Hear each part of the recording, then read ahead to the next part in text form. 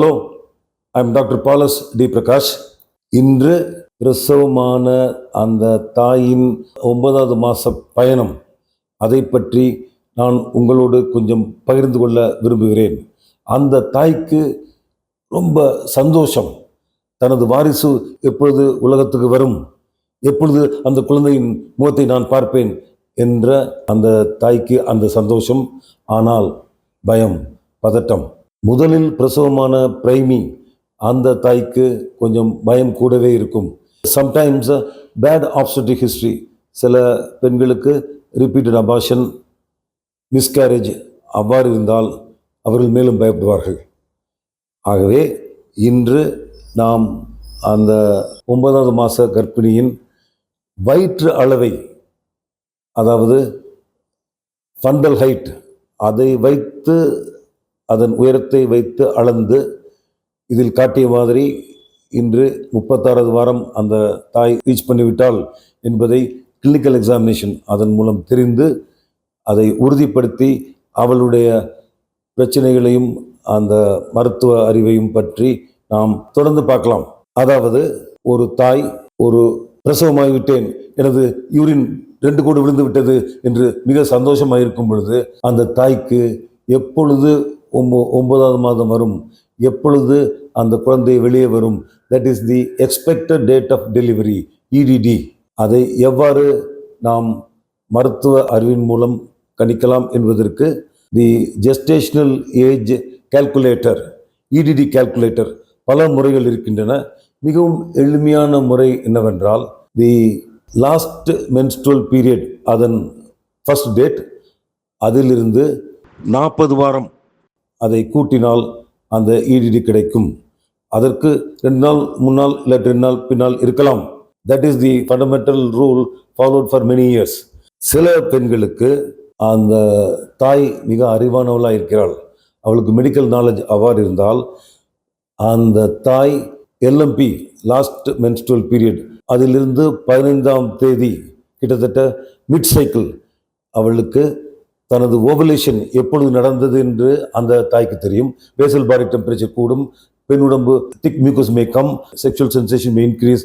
அந்த சமயம் மேல் பார்ட்னருடன் அவள் சேர்ந்தால் அந்த coitus, that will give positive result.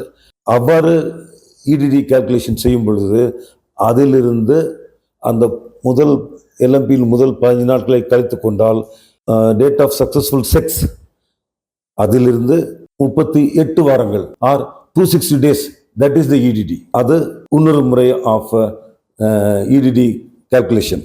மற்றொரு முறை மூலம் இடிடி கால்குலேஷன் எவ்வாறு செய்வோம் என்றால், Naegele's rule, that is the last menstrual period plus 1 year minus 3 months plus 7 days. இது இரகுலராக மாதவிடாய் அவ்வாறு இருந்தால் இதில் ரிசல்ட்ஸ் அநேகமாக பெர்சன்டேஜஸ் ஆஃப் டேட்ஸ் மாறி மாறி வரும். Accurate date of EDD may be variable by this technique. அதன் பின்னால் சில பெண்களுக்கு மாதவிடாய் மாதம் சரியாக வரவில்லை, ஒரு மாதம் 28 நாள், அடுத்த மாதம் 34 நாள், அவ்வாறு மாறி மாறி வரும் பொழுது தி அல்ட்ராசோனோகிராஃபி, அதன் மூலம் த இடிடி என்பது உறுதி செய்யப்படுகிறது. அது எவ்வாறு உறுதி செய்யப்படுகிறது? Ultrasound of the lower abdomen, பிரசவமான தாய்க்கு இடிடி கண்டுபிடிப்பதற்காக பார்க்கும் பொழுது தி மெடிக்கல் பேசிஸ் அதை பார்த்தால், ஆண் சக்சஸ்ஃபுல் உடலுறவு பண்ணி அந்த முட்டைப்பையிலிருந்து முட்டை வெடித்து அது ஃபலோப்பியன் டியூபுகள் நுழைந்த பொழுது 24-36 மணி நேரத்துக்குள் அந்த ஊசைட்டு இல்லாமல் போய்விடும், செயலிழந்து போய்விடும். ஆகவே இந்த ஆண் செய்யும் அந்த உடலுறவின்படி 1 cc-யில் 6 கோடி இருக்கிறது. 3 cc விந்தணுக்கள் இருந்தால் 18 கோடியில் அந்த கர்ப்ப குழாய்க்குள் 2 விந்தணு இல்லாவிட்டால் 10-20 விந்தணுக்கள் தான் போகிறது. அதில் ஒரு விந்தணு அந்த முட்டை குத்தி உள்ளே சென்றவுடன் ஜைகோட் என்பது உண்டாகிறது. அது 2 cell division, 4 cell division, 16-32 cell division அவ்வாறு ஆனால் அதற்கு முருலா, நம்ம சீதாப்பழம் என்று அந்த ஷேப்பில் இருக்கும். எண்ட் ஆஃப் த டியூபிள், அதில் டியூபல் பெரிஸ்டால்சிஸ், அதன் மூலம் கர்ப்பப்பைக்குள் நுழைந்துவிடும்.